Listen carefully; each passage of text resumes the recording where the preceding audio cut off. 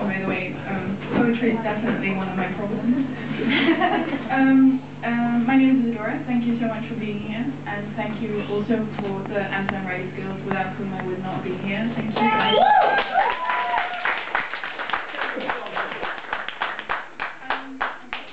I'm going to start out with a poem which is appropriately the first because it is about the beginning, my beginning. I dedicate it to my mother, who is the strongest person I know, so thank you. It's called The Beginning of the End and the End of the Beginning. I'm really nervous, sorry. And it's really depressing. Anyway. Hyphening. A womb is a body in a womb, is a body in a body, is a womb. The beginning of all endings. I remember your long auburn hair. It was the shiniest and prettiest of them all, and your mouth was always smiling. It wasn't until I reached the age of 13 that I realized the rest of you was not.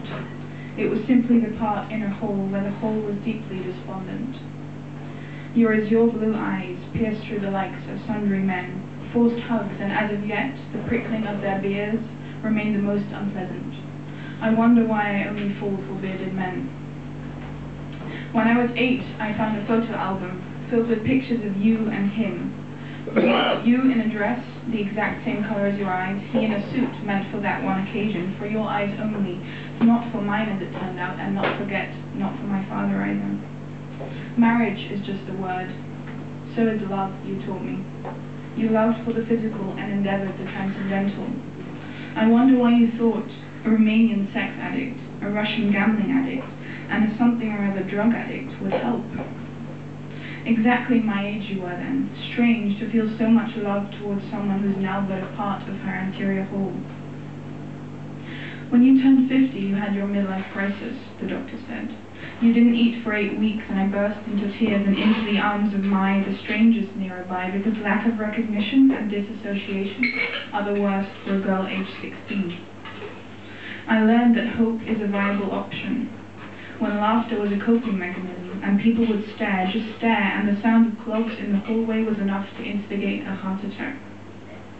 When I saw God, he was an Indian man. Preaching see was the miraculous part, the 70% chance. You found your transcendence, I kept thinking. I learned that human beings don't have the capacity to change, but experiences do, and do it to you. They fuck you up until you're just a tiny part of the whole, and require building blocks to get back up again. But when people pity, I pity them. Pity is like a brick wall that you hit when running a marathon, or in my case, 1K. There it is again, my coping mechanism. Just like me being a strong, independent black woman when everyone says I'm so sweet. Maybe I should just tell you why I'm writing this. Aphasia, forgetting parts of the whole, the end.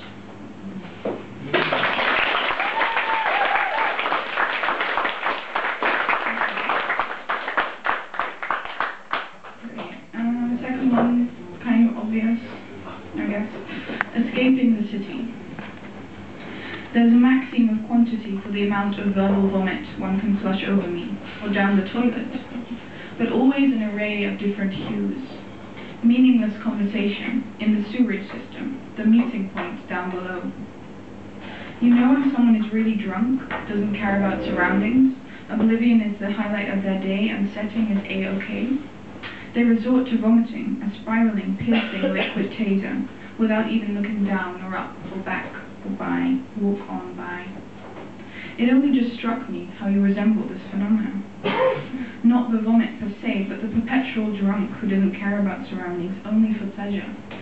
Escaping the city, escaping the city, aping the city, ping, ping, ping the city, in the city, returning the city, re-earning the city. After a month of rehab, you tell me sorry for spilling shit over my gloves.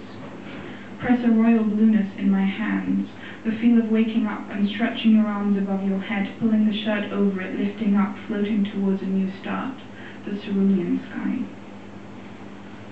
We buried you as you wanted, nowhere to be found beneath the grey, cold concrete, safe from the tax collector and the dead man's burden of the cityscape.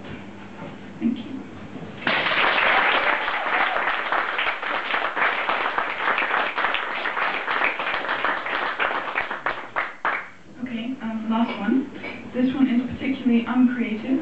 because it involves several quotes from, my biggest heroes, T.S. Eliot, William Blake, and of course Britney Spears. Britney Blake. Last night I got lost in the desert. My pitch black dog embedded in the sand, having been hit by a car, in it grand. There's no rest for the palate, and neglect is the strongest power deafening the human notion of valid. The sand is in my eyes, your face, your beard like sandpaper, no elixir like it. It blows my mind, tragically, fantastically, detach from community and embrace of solitude and full counts. I fast forward into immunity. Return from the tracks, let's explore the world in all its hot air through all the cracks. Camel trips do not begin nor end, they merely change form. I chuckle. The weekend we've just had proved her right, no matter black or white. The numerous freckles, a token of age, the only one we can find, because age is just a number, and sun is simply another.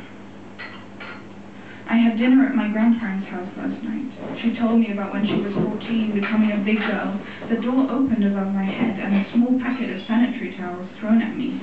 Now, dear, remember, no playing with boys any longer. The most romantic of gifts, sand, undirty, interminable, genetically manipulated, aren't we all? I'm breaking free, on the run, singing I'm not a girl, not yet a woman. To see the world in a grain of sand, and a heaven in a wildflower. Hold infinity in the palm of your hand, and eternity in an hour. The minutes slip through like sandblast melting, coinciding, genetically influenced attraction, two dots in a vast field of individuals. I'll show you fear in a handful of dust, and you'll show me happy in an embrace of just. Thank you.